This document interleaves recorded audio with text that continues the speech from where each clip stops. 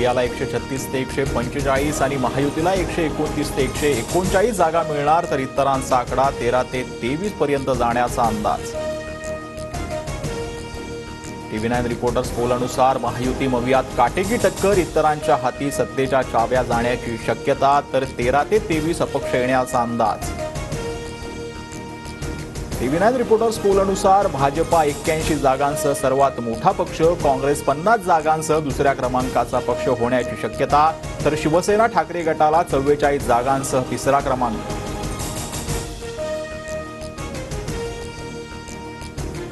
महाराष्ट्रात आतापर्यंत 63.53% मतदान झाल्याची निवडणूक आयोगाची माहिती. मतदानाचा टक्का आणखीन वाढण्याची शक्यता. आता 23 तारखेला महानिकालाची उत्सुकता.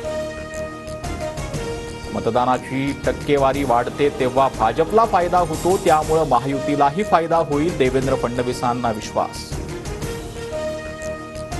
देवेंद्र फडणवीसांची संघ मुख्यालयात सरसंघचालक मोहन भागवत यांच्यासोबत बैठक. महाराष्ट्र विधानसभेच्या पार्श्वभूमीवर 20 मिनिटं चर्चा झाल्याची माहिती. सोलापुरात ठाकरे गटाचं प्रणिती शिंदेंविरोधात आंदोलन. प्रणिती शिंदेंच्या प्रतिमेला जोडे मारत ठाकरे गट आक्रमक. अपक्ष उमेदवार काळजींना पाठिंबा दिल्याचा आरोप. भाजप आमदार मोनिका राजळेंना पोलीस बंदोबस्तात सुरक्षित स्थळी हलवलं. आक्रमक जमावासाठी बचावापासून मोनिका राजळेंनी स्वतःला खोलीत बंद करून घेतलं होतं.